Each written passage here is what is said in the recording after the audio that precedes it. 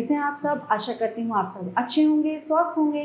स्वागत है आपका इस कक्षा में। आइए आज हम पढ़ते हैं हिंदी का पाठ 13 सत्यवादी राजा हरिश्चंद्र। प्रस्तुत पाठ में बताया गया है कि विकट परिस्थितियों में भी सत्य और धर्म का साथ न छोड़ने वाले आदर्शवादी राजा हरिश्चंद्र के पद चिन्हों का हमें अनुसरण करना चाहिए। पर्दे के पीछे से सतयुग की बात है। हरिश्चंद्र नाम के एक राजा थे। वे क्षत्रिय कुल में पैदा हुए थे। वे बड़े सत्यवादी तथा दानी थे। एक दिन स्वप्न में उन्होंने अपना राज्य मुनि विश्वामित्र को दान में दे दिया। दूसरे दिन क्या होता है, मुनि पधारते हैं। प्रथम दृश्य, हरिश्चंद्र महाराज पधारी, ये आसन है। विश्वामित्र बैठे बैठे बैठ चुके। बोल, अभी तूने मुझे पहचाना कि नहीं? हरिश्चंद्र महाराज पूर्व परिचित तो आप ज्ञात होते हैं। विश्वामित्र क्रोध से, सचरे क्षत्रिय धम, तू काहे को पहचानेगा? ऐसे ही लोग पृथ्वी को अपने पोष से दबाते हैं। अरे दुष्ट, तू भूल गया कल स्वप्न में पृथ्वी किसको दान दी थी? जानता नहीं कि मैं कौन हूँ? हरिश्चंद्र पैरों पर गिरकर बड़े विनय से, महाराज भला आपको त्रिलोक में ऐसा कौन है जो न जानेगा? विश्वामित्र, तूने तो कल सारी पृथ्वी मुझे दान में दे दी है। क्या ये सत्य है या पाखंड? ठहर देख, इस झूठ का तू कैसा फल भोगता है। इसे देखकर क्रोध से मेरी दाहिनी भुजा शाप देने के लिए उठना ही चाहती है। आज मैं इस अहंकारी राजा हरिश्चंद्र का गर्व तोड़ूंगा, जो मिथ्या ही जगत में दानी प्रसिद्ध हो रहा है। यानी कि झूठा ही जगत में, संसार में दानी सिद्ध हो रहा है कि मैं बहुत बड़ा दानी। हरिश्चंद्र, महाराज सारी पृथ्वी आपकी, मैं आपका। आप बार बार मुझे झूठा न कहिए। सुनिए, ये मेरी प्रतिज्ञा है। चंद्र टरे, सूरज टरे, टरे जगत व्यवहार, पैदृढ़ श्री हरिश्चंद्र को टरे न सत्य विचार।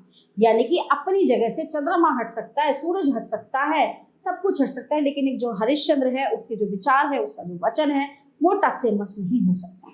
विश्वामित्र, अब महादान की दक्षिणा कहाँ है? हरिश्चंद्र, मैं भी दूंगा महाराज। क्या हुआ यदि खजाना अब मेरा नहीं है? मेरा शरीर तो है। विश्वामित्र, 1 महीने में जो मुझे दक्षिणा ना मिलेगी तो मैं तुझ पर कठिन ब्रह्मदंड गिराऊंगा। हरिश्चंद्र, महाराज मैं ब्रह्मदंड से उतना नहीं डरता जितना सत्यदंड से। अब आता है द्वितीय दृश्य, दूसरा दृश्य नेपथ्य से।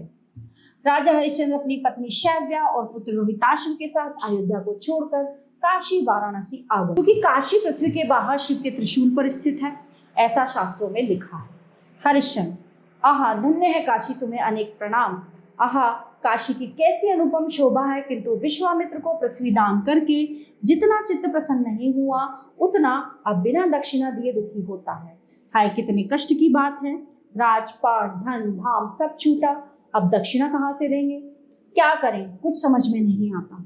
तो सोचकर, वाह अभी तो स्त्री पुत्र और हम 3 मनुष्य तैयार हैं।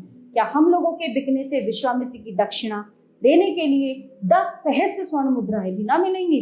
अच्छा तो चले, अपना शरीर बेचकर दक्षिणा देने का उपाय सोचे। हाय ऋण भी कैसी बुरी वस्तु है। इस लोक में वही मनुष्य कृतार्थ है जिसने ऋण चुका देने को कभी क्रोधी और क्रूर लेनदार की लाल लाल आंखें नहीं देखी।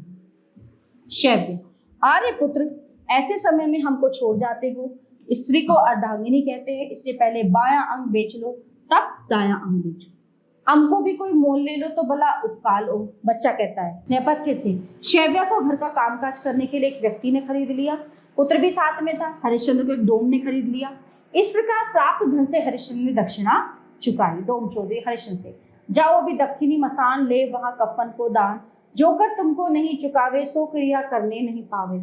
चलो घास पर करो निवास, भय आज से हमरे दास। यानी कि तुम आज से हमरे दास हो गए हो, जाओ घास पे आराम करो। हरिश्चंद्र, जो आ गया। शैव्या, बेटा गुरुजी पुकार रहे हैं, उनके होम की बेला निकली जाती है, उनको जल्दी दूध और बेलपत्र दो। हाय हमने इतना पुकारा, तुम कुछ बोलते क्यों नहीं? बालक, माँ मैं गुरुजी को फूल देने गया था, वह काले सांप ने काट लिया।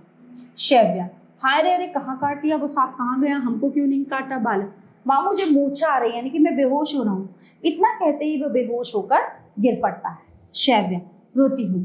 हाय बेटा, बाप ने छोड़ दिया और अब तुम भी छोड़कर चल दिए, अब बुढ़ौती में मेरी क्या गति होगी? रोती हूँ। रोती हुई शैव्या रोहिताश्व का शव लिए आती है। तृतीय दृश्य, स्थान श्मशान, जो आजकल हरिश्चंद्र घाट कहलाता है। कंबल ओढ़े और एक मोटा लठ लिए हरिश्चंद्र दिखाई पड़ते हैं। नेपथ्य में रोने की आवाज सुनाई देती है। हरिश्चंद्र, शमशान पति की आज्ञा है कि आधा कफन दिए बिना कोई मुर्दा फूंकने न पाए, इसलिए तुम भी पहले हमें कपड़ा दो तब क्रिया करो। शैव्या, अपने पति को पहचान कर रोती हूँ। नाथ, मेरे पास तो एक भी कपड़ा नहीं है, अपना आंचल फाड़कर इसे लपेट लाई हूँ, उसमें से जो भी आधा दे दूं तो ये खुला रह जाएगा। हाय चक्रवर्ती के पुत्र को कफन नहीं मिलता। हरिश्चंद्र, प्यारी रो मत, धीरज धर। स्वामी की आज्ञा है, यदि तुमसे आधा कफन न लूं तो बड़ा धर्म होगा।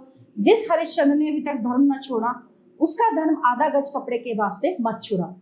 कफन से जल्दी आधा फाड़कर मुझे दे दो। शैव्या, नाथ जो आ गया। शैव्या कपड़ा फाड़ने लगती है। भगवान, पुत्री अब शोक मत कर, धन्य तेरा सौभाग्य कि तुझे राजर्षि हरिश्चंद्र जैसा पति मिला है। वत्स रोहिताश्व उठो, देखो तुम्हारे माता पिता कितनी देर से तुमसे मिलने को व्याकुल हो रहे हैं। रोहिताश्व उठ जाता है, आकाश से पुष्प वृष्टि होती है।